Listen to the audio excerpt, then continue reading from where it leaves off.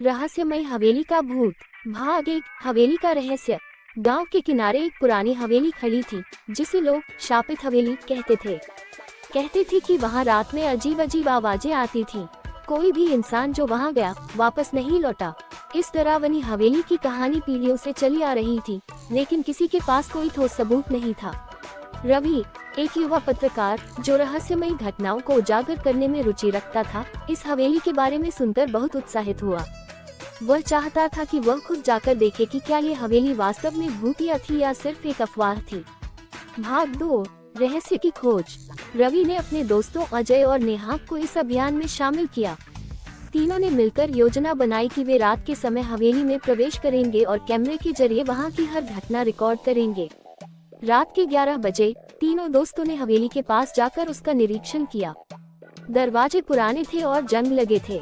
चारों ओर घना अंधेरा था और हवेली के अंदर से एक अजीब सी ठंडी हवा आ रही थी। जैसे ही उन्होंने दरवाजा खोला, एक जोरदार चीख सुनाई दी। तीनों का दिल जोर जोर से धड़कने लगा, लेकिन उन्होंने हिम्मत नहीं हारी।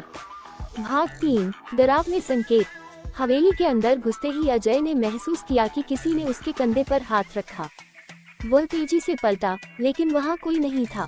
उसने रवि और नेहा को ये बात बताई, लेकिन दोनों ने इसे उसकी कल्पना मानकर नजरअंदाज कर दिया। वे आगे बढ़े और देखा कि दीवारों पर पुरानी तस्वीरें टंगी थीं, जिनमें कुछ धुंधले चेहरे दिख रहे थे। अचानक एक तस्वीर जोर से जमीन पर गिर पड़ी। अब वे घबरा चुके थे, लेकिन पीछे हटना नहीं चाहते थे। भाग 4। आत्मा से सामना। वे हवेली के सबसे अंदर वाले कमरे में पहुंचे।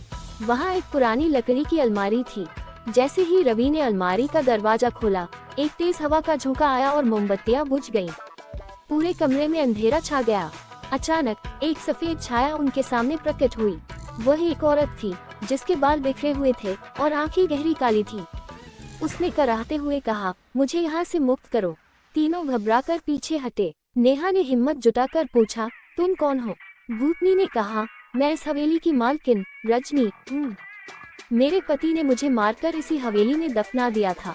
मेरी आत्मा यहाँ कई सालों से कैद है। मुझे मुक्ति चाहिए। भाग 5। मुक्ति का उपाय।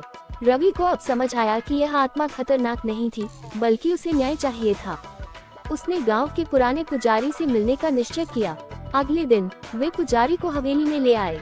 पुजारी ने कुछ मंत्र पढ़े और आत्मा से कहा कि वह अपने कातिल का नाम बताए। रजनी ने बताया कि उसके पति विक्रम ने उसे धन के लिए मार डाला था। पुजारी ने आत्मा की मुक्ति के लिए हवन किया और रजनी की आत्मा धीरे धीरे शांत होकर प्रकाश में विलीन हो गई।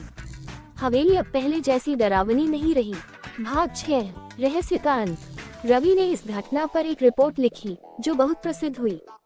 गांव वालों को अब हवेली से डर नहीं लगता था, लेकिन एक रहस्य अभी भी अनसुलझा था। हर पूर्णिमा की रात हवेली से धीमी धीमी हंसी की आवाज अब भी आती थी। समाप्त।